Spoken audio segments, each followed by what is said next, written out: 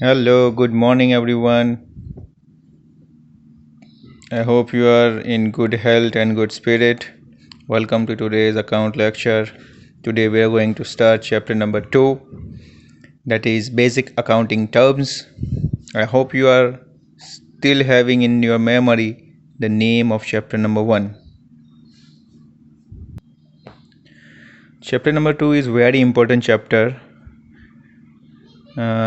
Let me make it very clear that not only from the point of view of 11 and 12 examination, but chapter number 2, the basic accounting terms which we are going to use throughout the accounting, will be very useful in 11, 12, in your college, in your professional courses like CA, CWA, CS, CFA, each and everywhere.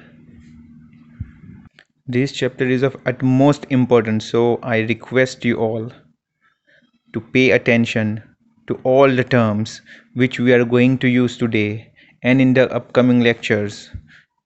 Okay, so our first term for chapter number 2 is capital. Okay, capital. Now, okay, before moving further to capital, let me clear something. Let me recall actually. In the previous chapter, I have mentioned a term, business transactions. Starting में ही मैंने एक term बताया था business के लिए, business transactions क्या होगा, तो वहाँ पे एक वर्ड था बिजनेस ट्रांजैक्शन, एक टर्म यूज़ किया हुआ था. सो एक बार फिर से मैं उसे रिपीट कर रहा हूँ. Business transaction means a financial transactions और economic events. It is a financial transactions और economic event entered by two parties. Okay, financial transactions or economic events entered by two parties which can be expressed in terms of money, which can be expressed in terms of money, and which further is agreed between two parties involving some transfer or exchange of goods or services. A business transaction is a financial transaction or an economic event entered into by two parties which can be expressed in terms of money and which further uh, which further involves transfer or exchange of goods or services between the two.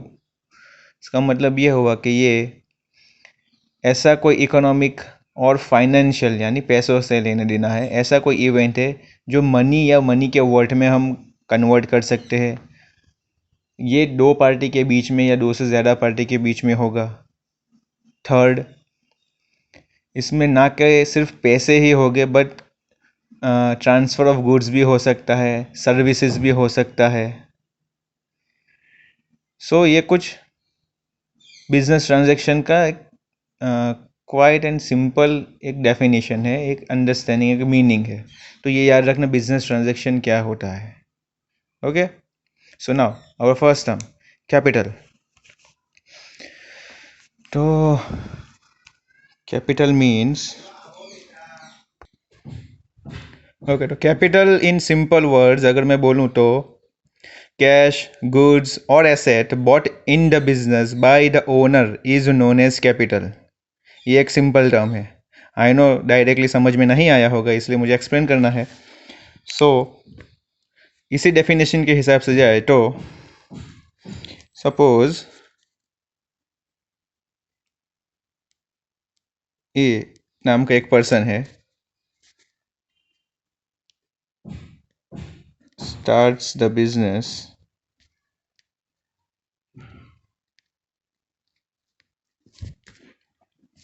Okay, A starts a business.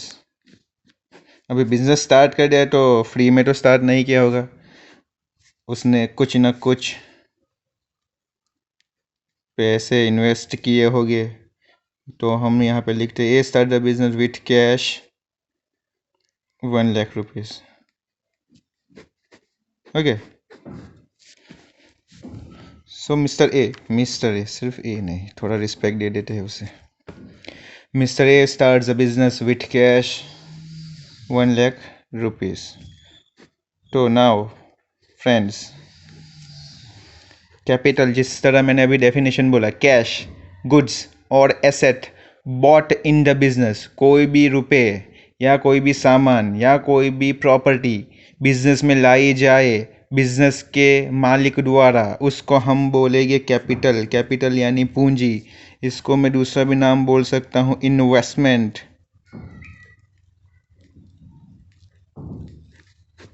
Got it? तो यहाँ पे capital क्या है? तो ये जो 10,000 rupees जो ए ने इन्वेस्ट किया है ना, इसको मैं बोलूँगा capital. Remember that.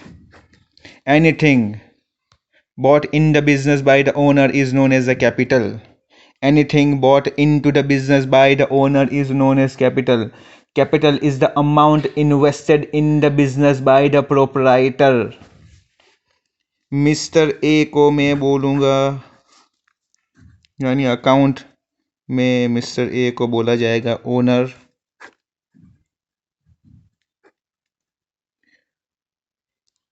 Proprietor,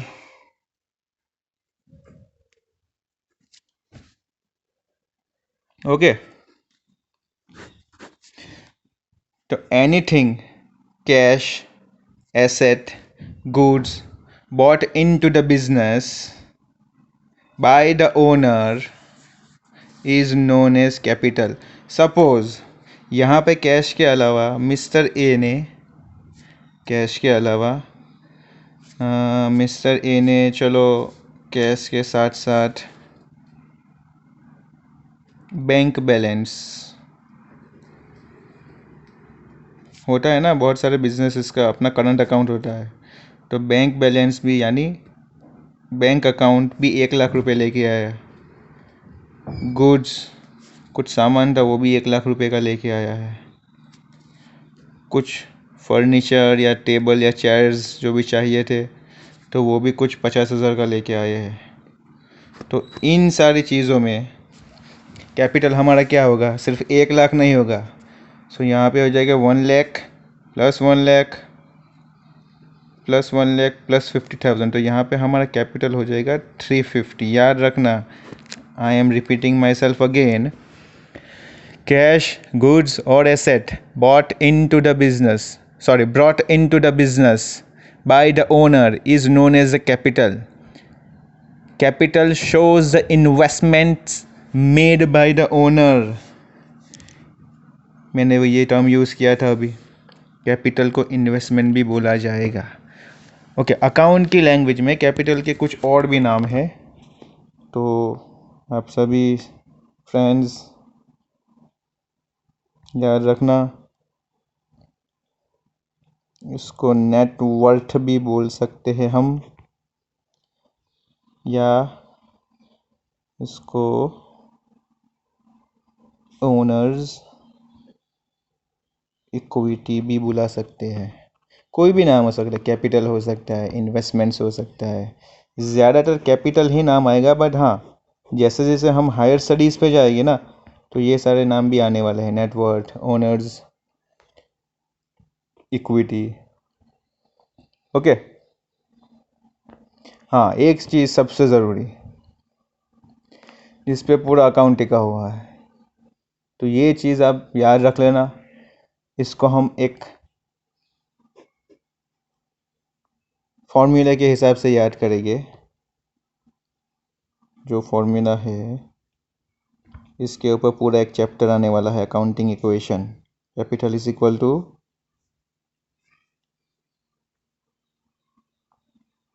total assets minus outside liabilities. Capital is always equal to total assets minus outside liabilities. Asset यानी और लायबिलिटीज यानी अभी हम थोड़ी ही देर में जान जाएंगे इसका मतलब क्या होने वाला है। ओके, सो ये चीज़ याद रखना, बहुत ही इम्पोर्टेंट है, ये बहुत ही इम्पोर्टेंट है। आप सारे बच्चे इसे ब्लॉक कर लेना, लिख देना स्टार यहाँ पे कि ये इम्पोर्टेंट है। ओके, तो फिर से मैं बोल रहा हूँ, capital means investment, anything invested और brought into the business by the owner into the business is known as capital. ये सारा का सारा कैपिटल है। Mister A will be called owner और द प्रोप्राइटर। कैपिटल का दूसरा नाम है नेटवर्थ या फिर ओनर्स इक्विटी। और ये एक फॉर्मूला जो है, capital is equal total asset minus total liabilities. Capital is always equal to total asset minus total liabilities. Get it? Now term number 2, our second term is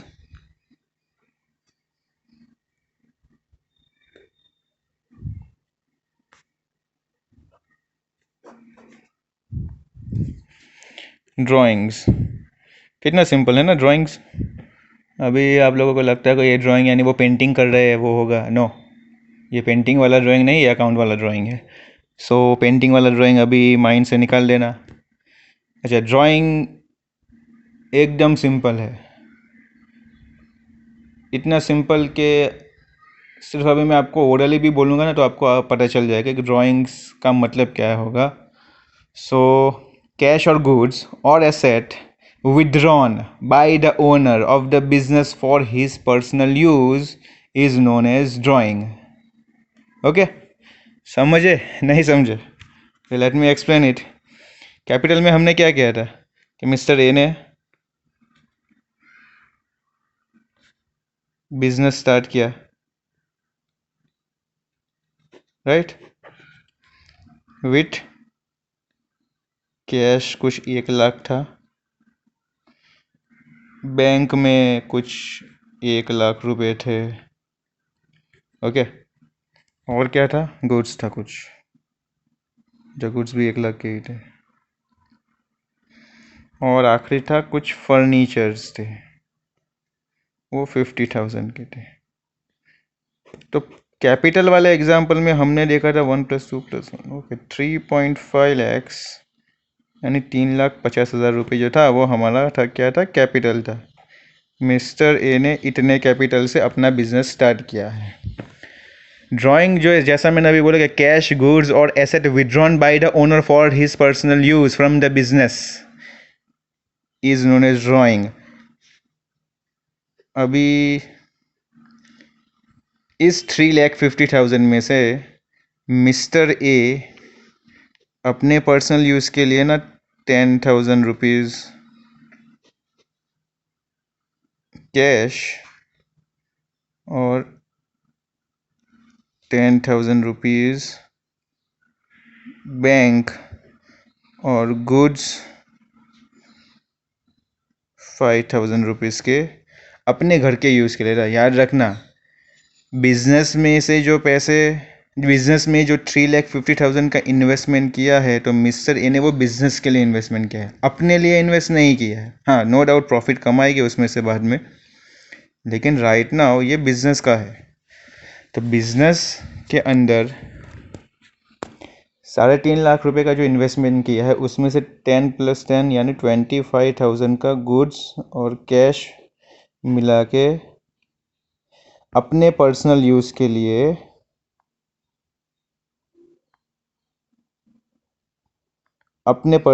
लिए business में से इतने निकाल लिए, यानी यहाँ से 25,000 अपने घर पे ले गए। तो अभी बिजनेस का कैपिटल कम हो गया, बढ़ेगा? ऑब्वियसली कम होगा। तो अभी मेरे पास जो नया कैपिटल आया है वो 325 का था, पहले 350 का था। 25,000 मिस्टर ए अपने घर के लिए लेके गए, तो इसे बोलते हैं drawing. Anything cash, bank, goods, furniture, asset withdrawn यानी निकालना, withdrawn from the business, withdrawn from the business for the personal use is known as drawing. याद रखना ये सबसे important term. Because of the drawing our capital will be decreased.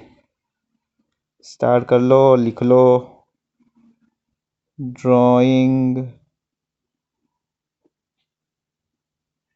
decreases, block कर लेना इसे, decreases capital. Quite clear, simple.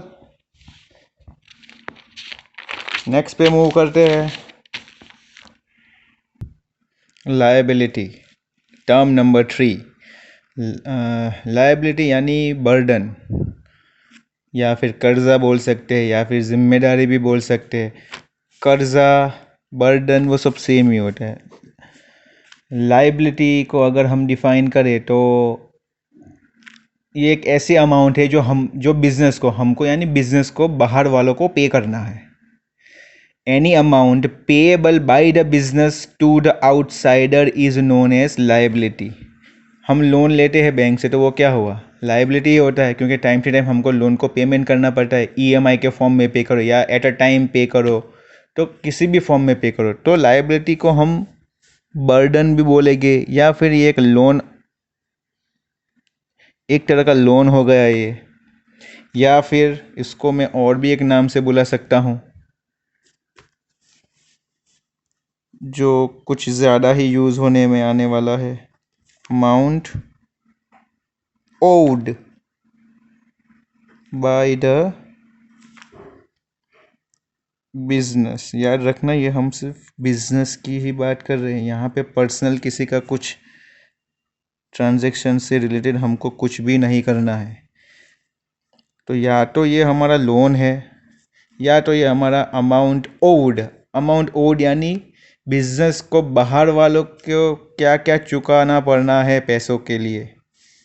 तो ये सारा जो है ना, उसके हम लायबिलिटीज़ बोलेंगे. सो अगर इसको हम डिफाइन करें तो liabilities are any amount payable by the business to any outsider. Okay, अभी ये अमाउंट क्यों चुकानी पड़ रही है बिजनेस को, कंपलसरी है नहीं है, किस तरह से होगा, क्या होगा, वो तो हम बाद में अभी डिटेल एग्जाम्पल जब करेंगे तब करेंगे. लेकिन अभी के लिए सिर्फ इतना, हम सिर्फ अभी ये टर्म्स देख रहे हैं कि लायबिलिटीज़ यानी हमारी जिम्मेदारी है बिजनेस की ये अमाउंट पे करने का, हमको बाहर वालों को ये अमाउंट पे करना ही करना है. ये लायबिलिटीज़ इसको बोलते हैं. कुछ याद आया, मैंने यहाँ पे कुछ लिखवाया था. Capital is equal to total asset minus total liabilities. तो ये लायबिलिटीज़ हुआ, कर्जा, जिम्मेदारी. ओके, वन मोर थिंग, ये जो मैंने टर्म यूज़ किया है लायबिलिटीज़ टुवर्ड्स आउटसाइडर्स, बाहर वालों के लिए, ओनर्स की बात नहीं कर रहे हैं, पार्टनर्स की बात नहीं कर रहे हैं, हम एक्सटर्नल लायबिलिटीज़ की बात कर रहे हैं. ओके, तो बिजनेस को बाहर वालों को क्या क्या पेमेंट करना है, पार्टनर ओनर को क्या करना है, उसका ट्रीटमेंट हम बाद में देख लेंगे. पर ये तो बाहर वालों के लिए है, किस तरह से क्या है. तो liabilities means amount payable by the business to the outsiders. Okay, liabilities के दो पार्ट हो गए. It can be further classified into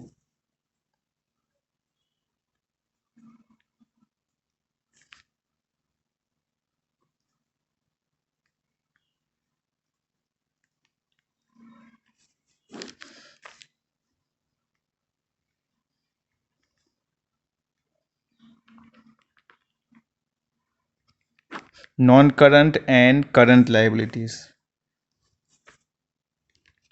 Liabilities can be further classified into non-current and current liabilities. अभी ये क्या हुआ, non-current and current liabilities. तो non-current के अंदर ऐसा है कि any liabilities to be paid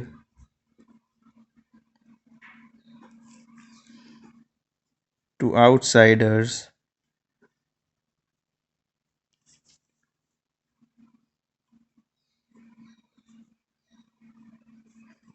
after 1 year.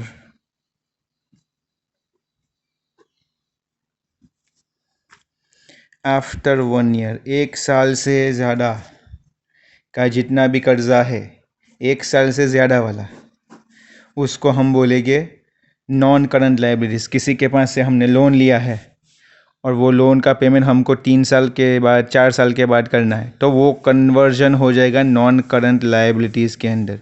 किसी के पास से हमने उधार माल खरीदा है, उसका पेमेंट हमको 2 साल के बाद करना है, तो वो हो जाएगा नॉन करंट लाइबिलिटीज़। सिंपल, 1 साल से ज़्यादा का जो भी जिम्मेदारी है हमारे बिजनेस का, वो नॉन करंट कहलाएगा। और एंड जितने भी सारे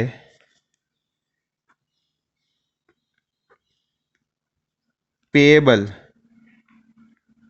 with in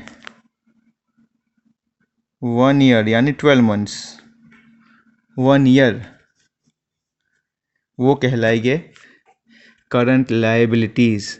current liability is that liability which is payable within 1 year from the end of accounting period. ये 1 साल यानी अकाउंटिंग पीरियड की बात कर रहे हैं। अपना अकाउंटिंग पीरियड है 1/4 से लेके 31/3। Clear? Term number 4, assets. Capital is equal to total assets minus outsider liabilities. Capital हमने देख लिया, लाइबिलिटीज़ हमने अभी कर लिया है, आउटसाइड टोटल एसेट्स बाकी है। तो टोटल एसेट्स में मैंने लिखा है प्रॉपर्टीज़ ऑफ द बिजनेस या फिर इकोनॉमिक रिसोर्सेस। एसेट क्या होता है कि बिजनेस की जितनी भी प्रॉपर्टीज़ है, चाहे वो टेंजिबल हो या इनटेंजिबल हो। टेंजिबल इनटेंजिबल भी अभी मैं उनको डिटेल में आपको बताऊंगा। अभी सिर्फ ये डेफिनेशन का मैं एक आपको क्लैरिफिकेशन कर रहा हूँ। बिजनेस के जितने भी एसेट्स है, वेदर इट इज़ टेंजिबल और इनटेंजिबल, वो सारे के सारे कहलाएंगे हमारे एसेट्स। बिजनेस की जितनी भी प्रॉपर्टी है, जो भी हमारे इकोनॉमिक रिसोर्सेस है जिससे बिजनेस कमाई करेगा, तो वो सारे के सारे जो भी है उसको हम बोलेंगे एसेट्स। अभी टेंजिबल नॉन टेंजिबल क्या है वो अभी हम बाद में देखेंगे। मैं अभी आपको एक्सप्लेन करूँगा। ओके, मैंने एक दूसरा वर्ड लिखा है इकोनॉमिक रिसोर्सेज। तो इकोनॉमिक रिसोर्सेज का मतलब वो सारे के सारे रिसोर्सेज जिसके चलते हमें इकोनॉमिक बेनिफिट होगा, यानी पैसों से रिलेटेड जितना भी बेनिफिट होगा फ्यूचर में, वो सारे के सारी प्रॉपर्टीज़, उसको हम बोलेंगे एसेट। एसेट्स के कुछ एग्जाम्पल भी है, क्या है क्या नहीं है। So first of all, asset यानी हमारी properties of the business. Properties of the business याद रखना, account is for the business not for the personal use. Personal characteristics का यहाँ कोई काम नहीं है, हम बिज़नेस का ही चेक कर रहे हैं, अकाउंट एंड बुक्स। सो हमको बिज़नेस के रिलेटेड ही ट्रीटमेंट करनी है। अभी एसेट को हम फर्दर क्लासिफिकेशन करेंगे just like this, non current and current. तो यहाँ पे भी 2 क्लासिफिकेशन आ जाएगी एसेट्स की। एक तो है non current,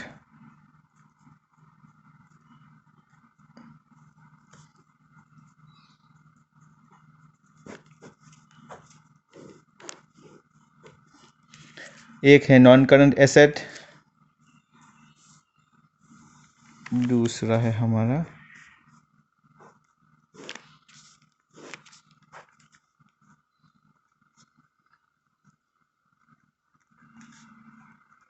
current assets. Okay, non current assets generally ऐसे जो भी प्रॉपर्टीज़ है जो बिजनेस के पास रखे हुए हैं, जिसका मेन पर्पस है उसको लंबे समय तक बिजनेस में इन्वेस्टमेंट के तौर पे रखे रखना, ना कि बेचने के लिए। यानी ये नॉट फॉर रीसेल होता है, ये generally business long period of time के लिए रखता है अपने पास। तो फर्स्ट ऑफ ऑल एसेट यानी जो भी होगा प्रॉपर्टी ही होगा और बिजनेस के पास ही होगा, ओके। पर यहाँ पे जो मेन पर्पस है, तो main purpose is not for resale, not for resale. Resale यानी हम बहुत बार नया फ़ोन, नई कार, नई बाइक लेते हैं और बाद में कुछ प्रॉफिट मिलता है तो हम उसको बेच भी देते हैं। जनरली ऐसा करते हैं लोग। बहुत बार हम सेकंड हैंड प्रोडक्ट खरीदते हैं कि भाई 10,000 का एक फ़ोन लिया और मुझे 11,000 मिल रहे हैं तो मैंने उसको रीसेल कर दिया। तो ये मैंने लंबे समय तक मैंने अपने पास नहीं रखा है। तो सेम थिंग यहाँ पे जो मेन इंटेंशन है वो बेचने के लिए नहीं रहा है, हम बिजनेस का इकोनॉमिक बेनिफिट इससे करेंगे, उसके हिसाब से, उसके पर्पस से लेके आए थे, ओके।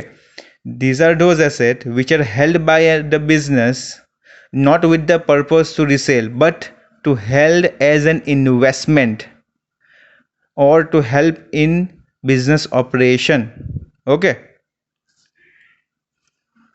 यानी ये लंबे समय तक बिजनेस अपने पास में रख रहा है। तो ये एक तो है नॉट फॉर रीसेल, दूसरा है हेल्ड फॉर लॉन्ग पीरियड,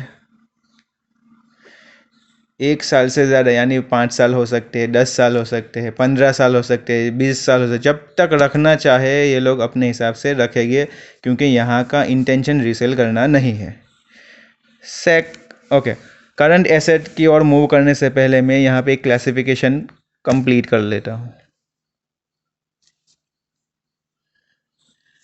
यहाँ पे और कुछ 2 क्लासिफिकेशंस होगी जिसको मैं बोलूँगा फिक्स एसेट्स,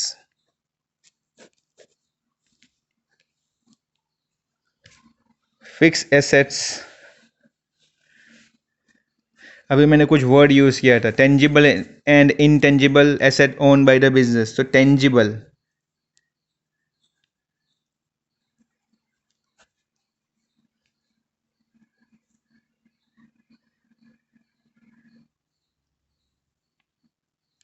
ड्राइंग मेरी थोड़ी वीक है तो आई होप आप सभी लोगों को परेशानी ना हो, so bear with me, okay. Fix non current asset वो सारे के सारे एसेट जो लंबे समय तक अपने पास रहते हैं, यहाँ पे रीसेल करने का कोई भी पर्पज़ नहीं होता है। अभी वो कौन से एसेट हो गए, तो वो हो गए फिक्स एसेट। नंबर 1 उसमें क्या होगा, टेंजिबल और इनटेंजिबल। टेंजिबल यानी वो सारे के सारे एसेट जो हम छू सकते हैं, टच कर सकते हैं, फील कर सकते हैं। All those asset which can be touch and feel, they are called tangible asset, जिसका कोई फिजिकल एग्जिस्टेंस होता है, which can be seen, which can be touch. तो उसका एग्जाम्पल क्या होगा, लैंड यानी ज़मीन, building, machinery, car for business, truck for business, computer,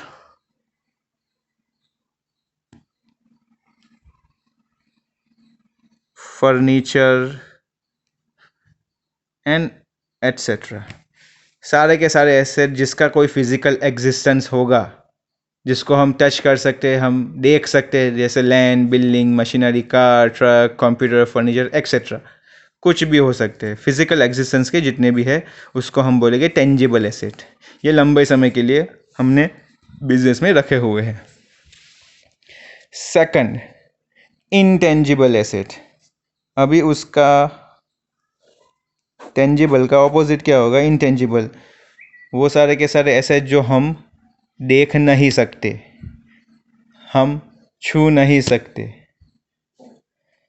Those assets which do not have physical existence, they cannot be seen or touched. तो ऐसे कौन से हो गए? अभी सिर्फ नाम ही याद रखना है हमें, उसका ट्रीटमेंट हम आगे जाके करेंगे। Goodwill, patent, trademark,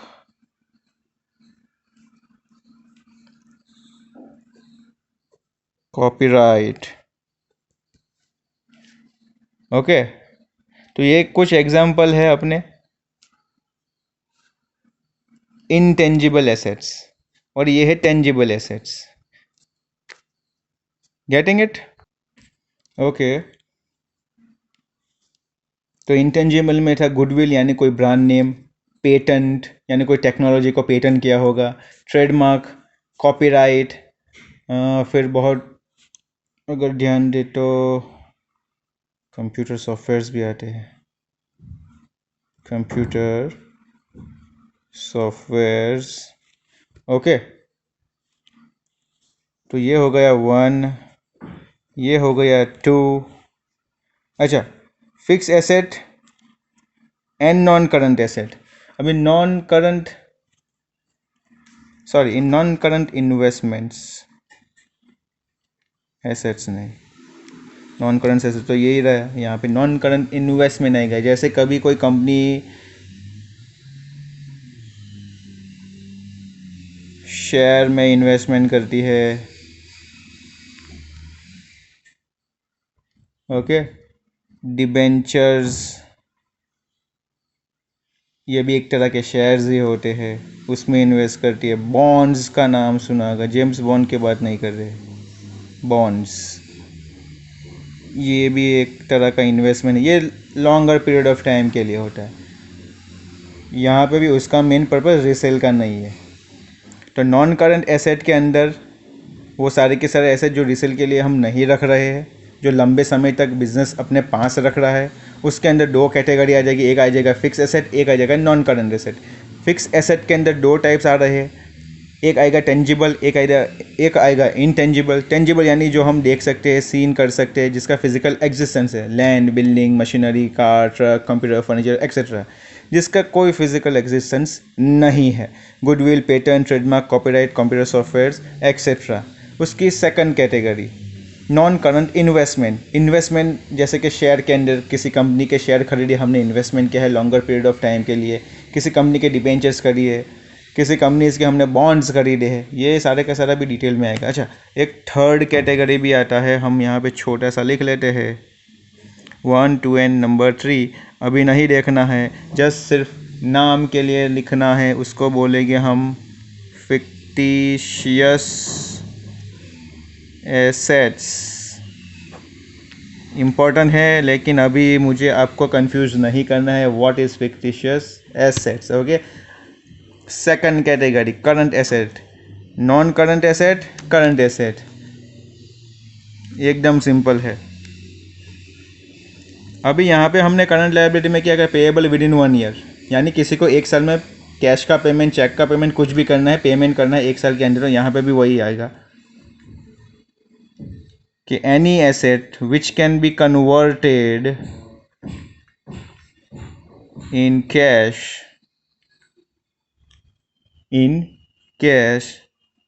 within